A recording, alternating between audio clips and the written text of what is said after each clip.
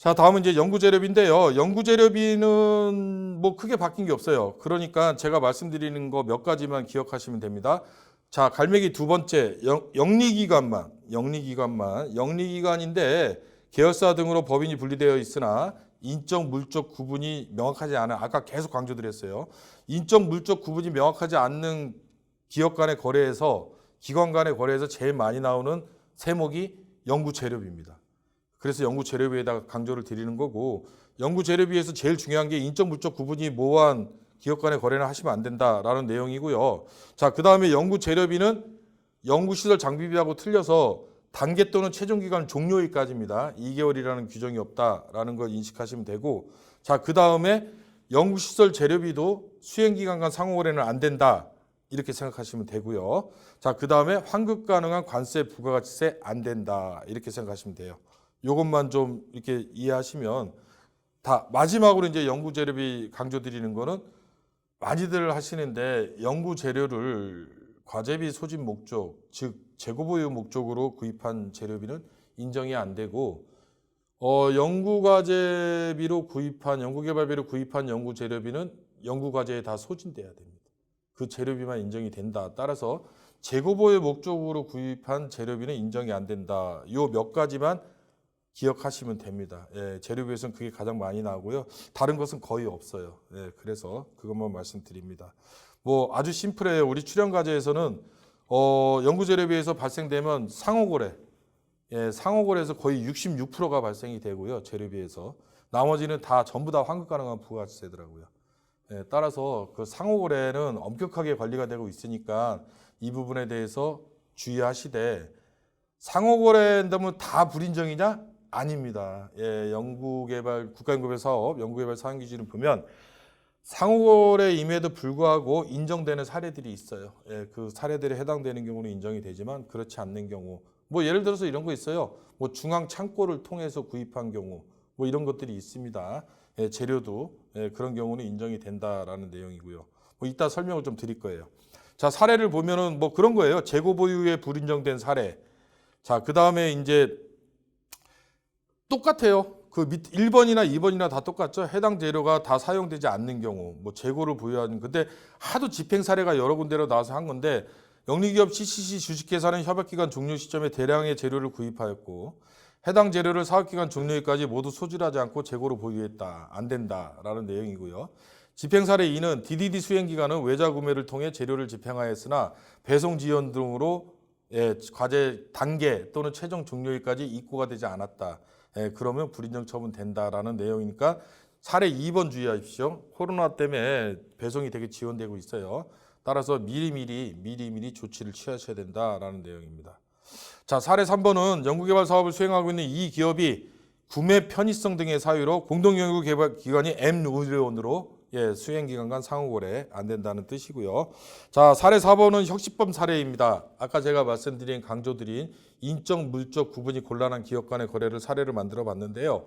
A기업의 대표자인 홍길동이 배우자 김영희가 영위하는 개인 사업자하고 재료 거래를 했다라는 내용인데, 홍길동과 김영희는 부부관계이기 때문에 인적 구분이 명확하지 않은 기업 간의 거래에 해당이 된다라고 해석을 하시면 됩니다.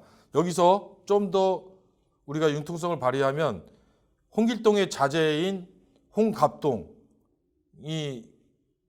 대표자로 있는 기업 간 거래도 안 되는 거죠. 그리고 A기업이 지분을 갖고 있는 B기업, 그것도 안 되는 거고요. 근데 A기업의 지분을 갖고 있는 모회사, 거기도 안 되는 거고. 그거는 물적 관계 구분이 안 되는 거고. 사람 간의 관계는 인적. 이걸 강조 드리는 거고요.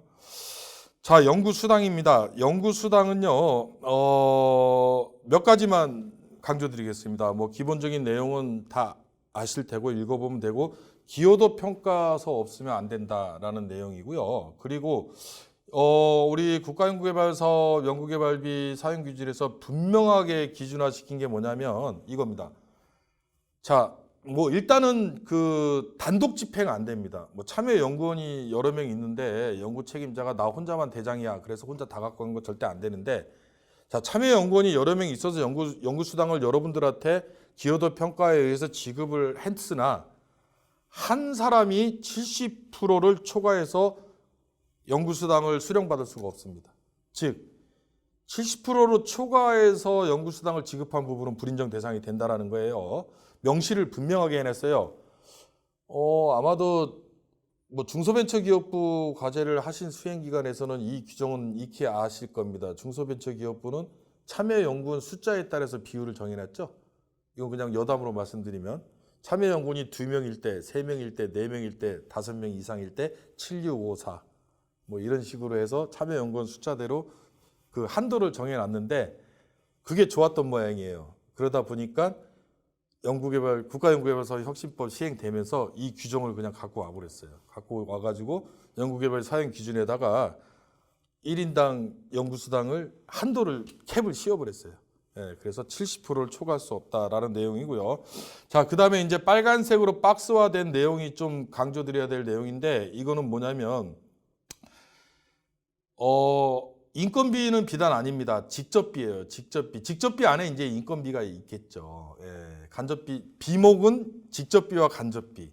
세목은 비목 안에 인건비, 연구시설 장비비, 연구활동비, 연구재료비, 연구수당, 위탁연구개발비라는 세목이 있고 간접비 안에 세목은 인력지원비, 연구지원비, 성과활용 지원비. 그 안에 기술정보 수집비, 전문가 활용비 이런 건 세세목. 용어 정의를 좀 해드렸어요. 비목, 세목, 세세목을 함부로 쓰시는 거 아니에요. 비목은 직접비와 간접비. 비목 안에 세목이 있는 거고요. 자, 그런데 지금 여기서 말하는 거는 비목이에요. 비목. 직접비를 내가 100% 다 쓰지 않았어. 그런데 연구수당은 왜 100% 다 쓰냐 이거예요. 물론 연구수당은 직접비에 연동돼서 쓰는 게 아닌데 인건비에 연동돼서 쓰죠. 인건비의 20%까지 인정이 되는 거는 맞는데 인건비가 직접비 안에 있는 세목인지라 너무 인건비로 한정 지우지 않고 직접비라는 걸로 한정 지웠는데 자, 그런데 그러면 무조건 직접비를 100% 안 쓰면 그냥 연구수당은 무조건 다 감액해서 사용해야 되고 너무 박하지 않냐 이건. 그래서 20%까지 적게 쓴 건 인정합니다. 직접비를. 즉 80%까지 80%, 81%, 82%, 90%, 95% 뭐 이렇게 쓰면 연구수당 그냥 100% 써도 돼요. 20%까지. 근데 20%를 초과해. 이상이 아닙니다. 초과입니다. 초과하는 경우 즉 79%, 78%, 65%, 60% 이렇게 쓰는 경우에는 직접비를 너무 적게 썼잖아. 너무 적게 썼는데 연구수당을 다 인정해주면 그럼 좀 말이 안 되죠. 그걸 얘기하는 겁니다. 즉 직접비 집행 비율을 20% 초과하는 경우 거기에 대한 연구수당 집행비율은 감액시켜라. 이 식이 연구수당 지급에 곱하기 가로 열고 연구수당 집행비율 빼기 직접비 집행비율 빼기 20 나누기 100 가로 닫고 네모 또 닫고 해석 못 하시죠? 제가 지금 말씀드린 거예요. 제가 해석 다 했어요. 20%를 넘게 적게 쓰는 거 80%까지는 괜찮고 이해가 되셨을 거예요. 그거를 조심하시면 된다라는 거고 그것만 하시면 돼요. 연구수당에서 기여도 평가 있어서야 된다. 단독 집행 안 된다. 단독 집행에서 예를 들어서 설명하겠습니다. 어떤 경우가 발생이 되냐면 자, 교수님하고 학생연구원하고 참여를 해서 연구를 했어요. 자, 그런데 대학교나 어떤 비영리 기관 같은 경우에 학생연구원은 연구수당 평가 대상이 안 된답니다. 시스템적으로. 학생연구원은 연구수당 대상이 안 된대요. 연구수당의 평가 대상이. 기여도 평가에 갈 수가 없대. 그러다 보니까 대상이 안 돼서 3명이서 연구를 했는데 교수님이 그래서 단독 집행으로 가지고 가셨어요. 안 됩니다. 기여도 평가를 전산으로 하라는 규정이 없어요. 기여도 평가는 합리적인 기준에 의한 기여도 평가를 하라고 되어 있지 그게 시스템적으로 전산으로 하라는 규정이 없기 때문에 기여도 평가를 그럴 경우에 수기로라도 했었어야 됩니다. 수기로라도 했었어야 돼요. 이 부분은 그래서 그게 단독 집행 사유에 해당이 안 된다라는 걸 강조드립니다. 자, 연구수당 사례는요. 읽어보시면 돼요. 아까 제가 말씀드린 1인당 집행할 수 있는 70%를 초과한 거, 그 다음에 직접비 집행 비율이 20%보다 초과해서 적게 집행됐을 때 연구수당을 감액 집행하지 않는 사례, 그 사례입니다. 그거를 보시면 되고 다 마찬가지예요. 예, 다 마찬가지인데 네 번째 집행 사례는 좀 강조드리겠습니다. 자, 연구 근접 지원 인력에 대해서도 연구 수당을 지급할 수 있느냐라는 건데 과거에는 연구 근접 지원 인력에 대해서 인건비 외에 연구 활동비 집행 자체가 불가했어요. 그런데 혁신법에서는 연구 활동비 집행을 열어주는데 연구 수당은 안 됩니다. 연구 수당은 안 되는데 혹시나 해서 사례화 시켰습니다. 자, 유탁연구개발비는 아까 다 말씀드렸습니다. 유탁연구개발비는 그 부가가치세 결과물의 귀속은 거의 주간기간으로 되도록 돼 있어요. 그래서 유탁연구개발비는 전부 다 과세 거래가 됐습니다. 따라서 유탁연구개발비를 집행하면서 발생되는 부가가치세는 환급 가능한 부가가치세에 해당이 되기 때문에 집행을 하시면 안 된다라는 것만 강조드리고요. 예, 사례는 한번 읽어보시면 될 것 같고요. 자, 간접비입니다. 간접비는 주의사항이 있습니다. 간접비는 인력지원비, 연구지원비, 성과활용 지원비로 열거가 되어 있는데요. 그 세 가지 항목은 꼭 읽어보십시오.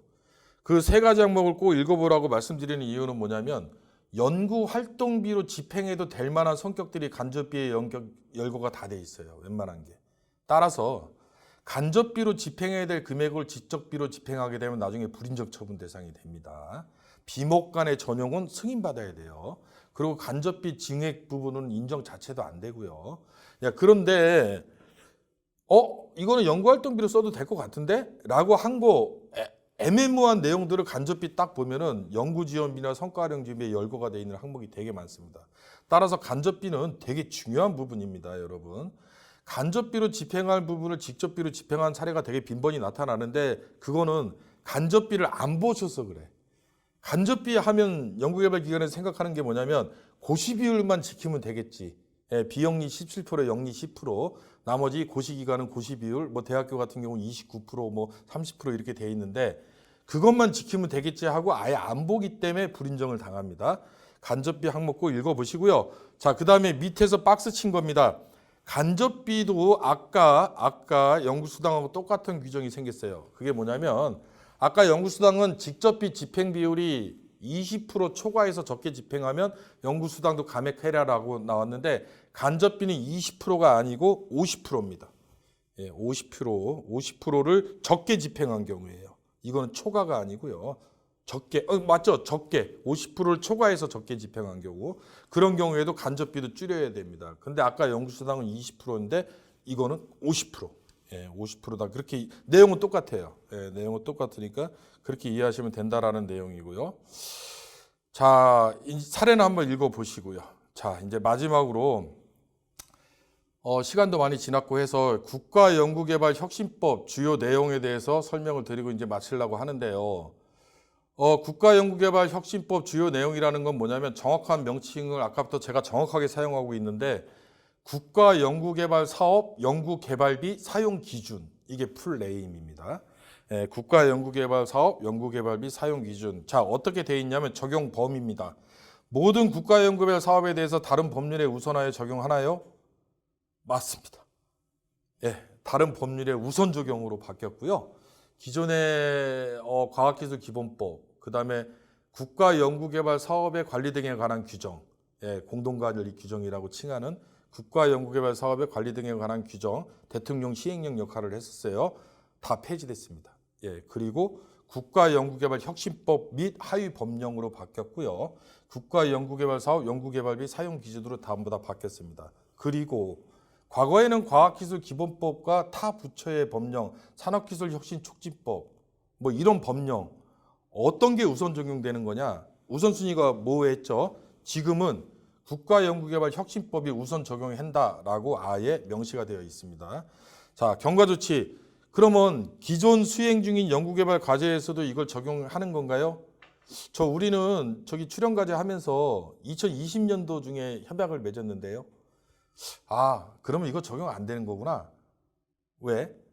뭐 제가 알고 있기로 우리 법 규정 적용은 협약 당시의 규정을 적용하는 걸로 우리는 알고 있는데요. 예, 종전에는 그랬습니다. 근데 국가연구개발혁신법 시행하면서 강력하게 나온 게 뭐냐면 경과조치를 어떻게 했냐면 2021년 1월 1일 이후에 집행되는 집행부는 혁신법 적용입니다. 즉 2020년도 중에 과제 기간이 시작됐으면 2020년 12월 31일까지는 종종 규정, 연구비 관리 표준 매뉴얼, 2021년 1월 1일 이후부터는 국가연구개발 사업 연구개발비 사용 기준. 예, 경과 조치 없습니다. 예, 바로 적용이에요. 가장 무서워졌죠. 그래서 그 사례를 드러났어요. 한번 읽어보시면 이해가 될 것 같고요. 자, 공통계산 기준인데요. 이거를 보세요. 그 맨 위에 거. 아까 제가 말씀드렸죠. 수행기간 간 상호거래는 무조건 다 인정이 안 되나요? 아니죠. 예외적인 사항이 있다고 했던 게 바로 이런 것들이에요. 비영리 기간 내에, 여기서 중요한 단어입니다. 비영리 기관, 영리 기관에 해당이 안 됩니다. 영리가 해당이 안 돼요. 그러면 비영리 기관이라고 했으니까 대학과 정부 출연 기관은 해당이 됩니까? 됩니다. 예. 비영리 기관 내 중앙 창고를 두어 물품을 구매하고 그 후 필요한 금액을, 그러니까 중앙 창고에서 자기 기관 내에 있는 비영리 기관에 있는 어떤 중앙 창고를 통해서 시약도 사고 실험용 동물도 사고 그런 행위를 했을 때 과거에 인정이 되냐 안 되냐, 이건 주관기관이 주관기관하고 거래한 거 아니냐, 수행기관 간 상호거래다, 불인정이다 아니다 많이 다퉜죠. 저하고 열거가 돼 있어요. 비영기간 내에 중앙 창고를 두어 물품을 구매하는 경우 인정됩니다. 예, 혁신법에서 아예 그냥 인정을 해줘봤으니까 이거는 이제 더 이상 다툼의 여지가 없습니다. 자, 정부가 출연해 설립 운영하는 연구개발 기관과 그 연구개발 기관의 분원간 거래. 무섭죠? 엄청나게 이루어졌어요. 분원 많잖아요. 우리 정부 출연 연구기관 어디 분원. 그 분원간 거래 상호거래 아니래요. 예, 다 인정해준다는 거고. 자, 그다음에 영리기관으로서 아까 인적 물적 명확하지 않은 기업가는 불인정한다라는 내용이고. 자, 공통 인정 기준에서는 세 번째를 강조드리겠습니다. 그동안 우리가 이제 어떤 소프트웨어 같은 경우를 좀 그 사용권을 우리가 받죠. 라이센스를 이제 좀 사는데 그 기간이 연구개발 기간을 초과하는 기간에 대해서는 우리가 안분 계산에서 불인정했어요. 연구개발 기간까지만 인정을 했어요. 6개월 정도 이렇게 끊죠. 보통 7월 1일부터 12월 31일까지가 연구기간, 그러니까 12월 30일 날 연구개발 기간이 끝나는데 7월 1일 날 계약을 맺었는데 1년치. 그래서 이제 7월 1일부터 12월 31일까지는 연구개발 기간이니까 인정해주고, 연구개발 기간이 아닌 1월 1일부터 6월 31일까지는 안분해가지고 2분의 1은 불인정. 이런 식으로 처분을 받았는데 이제는 아닙니다. 국가연구개발혁신법 시행되면서 어떻게 바뀌었냐면 그 라이센스 계약을 맺는 최소 단위 계약이 어떤 건지를 확인해요. 어떤 건지. 최소 단위 계약이 연 단위로밖에 안 된다. 그러면 초과되는 6개월분도 인정됩니다. 왜? 계약 자체가 불가하니까. 필요한데. 1년 단위로밖에 계약이 안 되는데 그럼 6개월치는 내 돈으로 주라고? 연구에 사용했는데 이게 너무 참 과연 이게 연구 지원 제도에 부합되는 행정이냐라고 생각을 했던 거죠. 예, 그러나 월 단위로도 계약이 되는데도 불구하고 굳이 인정해 줄 이유가 없죠. 그럼 매월 계약하면 되잖아요. 6개월만. 그래서 최소 단위임을 소명하면은 인정이 된다라는 게 이번에 혁신법에서 개정 사항이다라는 내용이고요. 자, 아까 말씀드렸듯이 이제 참여율이라는 용어 내가 이해를 편하게 하기 위해서 여러분들한테 참여율이라는 용어를 썼는데 정확한 용어는 인건비 계상률로 바뀌었습니다. 예. 참여율이라는 용어는 인건비 계상률로 바뀌었고요. 아까 저 강조드린 거예요. 현금으로 계상하는 인건비는 현금 연구개발 사업비 50%까지만 인정이 되고 계획 영리기관인 경우만, 계획 대비 증액 또는 감액하는 경우에는 사전에 전문기관의 승인을 득해야 된다고 했고, 또 강조를 뭘 했냐면 신규를 채용하는 참여 연구자들은 기존 인력하고 구분 관리해라. 뭘로? 별지 서식 2호로. 이겁니다. 예, 보여지는 샘플 화면이 별지 서식 2호예요. 위에 읽고 작은 글씨로 돼 있죠. 국가연구개발사업 연구개발비 사용기준 별지 제2호 서식이라고 되어 있죠. 이 서식으로 제목을 보세요. 영리기관의 신규 연구자 인건비 관리 계획 및 현황. 이걸로 구분 관리하라는 내용입니다. 자, 학생 인건비는 휴학생도 인정이 된다라고 강조 한번 드리면 될 것 같고요. 자, 다음에 이제 개념 자체가 단계 또는 최종으로 바뀌었다고 아까 말씀드렸고, 연구기간 개념이. 그래서 연구시설 장비비는 단계 또는 최종 종료 2개월 전까지. 근데 이 밑에 항목이 좀 추가는 됐어요. 과거에 없던 내용이 뭐가 바뀌었냐면 재난, 재해, 그 밖에 경제적, 사회적으로 중대한 사회가 발생되면 연구개발 과제 종료일, 단계 또는 최종 1개월로 땡길 수도 있어요. 1개월로.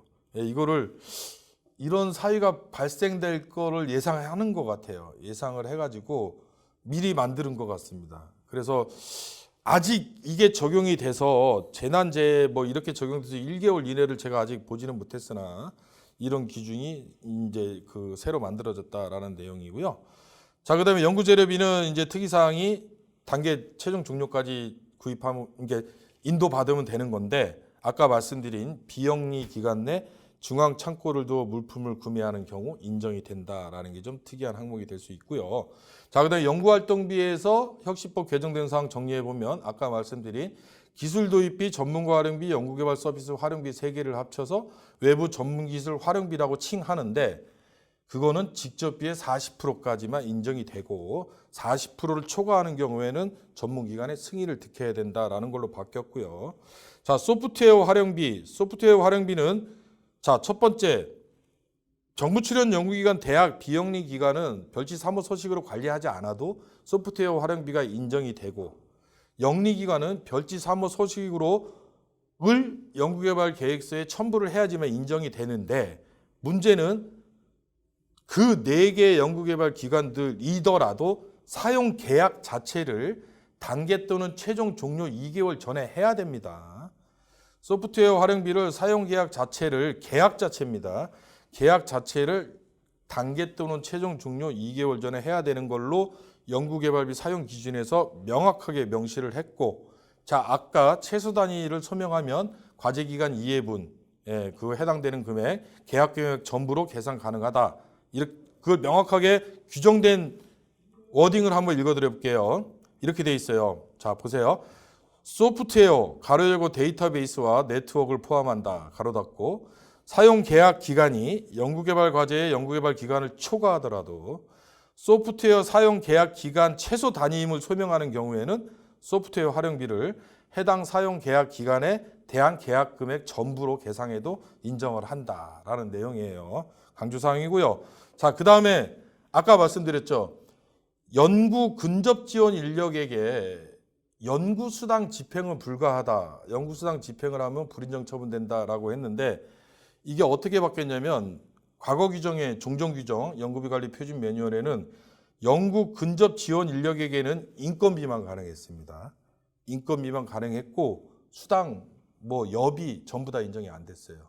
딱 인건비만 인정이 됐는데 좀 말이 안 된다고 생각을 했나 봐요. 그래서 연구개발비 사용 기준에서 어떻게 바뀌었냐면 연구 근접 지원 인력의 연구과제와 직접 관련 내용에 하나요. 이게 이 문구가 좀 중요해요. 이 우리 해당 과제에 필요한 경우만. 왜? 연구 근접 지원 인력분들은 여러 과제를 관리하세요. 여러 과제를 관리하다 보니까 진짜 한 과제만 관리하지는 않습니다. 그러다 보니까 연구 과제, 우리 과제에 직접적으로 관련된 연구 활동비라면 인정해 주겠다. 여기서 여러분들이 연구 근접 지원 인력에게도 연구 활동비를 인정해 주는구나라고만 여기에 포커스를 잡아버리면 지금 제가 강조드린 연구 과제에 직접 관련된 경우에 하나요. 이걸 놓치시는 경우가 있습니다. 이건 저는 이 부분을 더 강조드립니다. 연구 과제가 뭡니까? 우리 과제. 아예 우리 과제인지 다른 과제인지 연구 과제라고 돼 있는데 다른 과제라고 명시가 안 돼 있잖아요. 그렇다면 뭐라고 기재됐을 거냐면 연구 수행과 관련된이라고 돼 있을 거예요. 타 과제까지 인정을 해준다면 연구 수행과 관련된인데 연구 과제와라고 워딩이 돼 있으니까 우리 과제. 우리 과제와 직접 관련된 경우에 하나요. 연구 활동비도 가능하다라는 걸로 바뀌었고요. 자, 이거 나왔습니다. 별지 사무소식 드디어 샘플이 나왔네요. 자, 이거를 계속 별지 사무소식 노래를 불렀는데 어떻게 생겨먹은 거야? 이 샘플을 보십시오. 국가연구개발사업 연구개발 사용기준 별지 제3호소식이라고 되어 있는데 이 3호소식에 또 영리기관만입니다. 영리기관에는 아예 여기 뭐라고 써 있어요? 보세요. 이게 샘플인데 연구실 운영에 필요한 소모성 경비 해놓고 사용 불가라고 되어 있습니다. 예, 아예 사용 불가라고 명시가 되어 있어요. 영리기관은 소모성 경비 인정 안 된다. 그걸 왜 썼는지 모르겠어요. 사용 불가인데. 근데 별지 사무소식은 비영리기관에 해당이 안 돼. 그럼 사용 불가면 이거 아예 빼면 되잖아요. 근데 이걸 굳이 만들어 놓고 여기다 사용 불가 이렇게 쓴 이유를 모르겠어요. 근데 강조하려고 그런 것 같아요. 아예 연구실 운영에 필요한 속노성 경비 안 됩니다라는 걸 강조하려고 여기다 쓴 것 같고요. 자, 그리고 사무용 기기 및 사무용 소프트웨어 비용 가운데 있고요. 우측에는 냉난방 또 청결도를 위한 연구환경 유지비 이런 식으로 별지 3호 서식에다가 내가 기재를 해야 돼요. 내가 기재를 하고 이거를 협약 당시 연구개발 계획서에 첨부해서 제출을 해야지만 해당 비용이 인정이 되는 거고 그렇게 관리가 되지 않는 비용은 인정이 안 됩니다. 자, 그다음에 간접비 비율 적용 시점이 되게 모호했는데 아예 명확하게 시켰습니다. 연구개발 과제 단계 또는 최종이 되겠죠. 전체 기간. 단계 기간 시작 시점에 고시 비율을 따진다라는 내용이고요. 자, 마지막으로는 이제 연구 기간에 대한 개념입니다. 당해년도 해당 연도라는 개념 없어졌고요. 단계 종료 또는 전체 기간 이걸로 개념 자체가 바뀌었어요. 평가 자체도 연차 평가는 폐지가 됐고요. 연차 협약은 연차 평가 할 수밖에 없겠죠. 근데 단연차 과제인 경우는 단계 협약 또는 전체 기간 협약으로 바뀌었고 그 내에 평가는 컨설팅으로 대체합니다. 아니면 단계 협약으로 변경하든지 이렇게 바뀌었어요. 자, 이상으로 이제 제가 준비한 내용은 좀 이렇게 자세하게 한다고 했는데 아무래도 시간적인 제약 때문에 혁신법과 관련된 부분에 대해서 여러분들한테 충분하게 전달해주고 싶으나 아직 그렇게 하지 못했어요. 따라서 지금 보여지는 화면에 있는 담당자들, 저도 있습니다. 최종기 본부장 매일 있으니까 혹시라도 연구비를 집행하시면서 국가연구개발사업 연구개발비 사용 기준에 해석이 잘 안 될 거예요. 저도 지금 한 4, 50번을 읽어본 것 같아요. 진짜로. 해석이 되게 안 되게끔 워딩 자체가 되게 복잡하게 돼 있는데 그 부분에 대해서 궁금한 게 있으면 언제든지 메일 주시면 늦어도 3일 안에는 답이 갑니다. 늦어도 3일 안에는 답이 가고 가급적 이틀 안에는 답을 드립니다. 제가 직접. 그러니 궁금한 거 있으면 언제든지 메일 주십시오. 자, 이상으로 제가 준비된 거는 마치도록 하겠습니다. 감사합니다.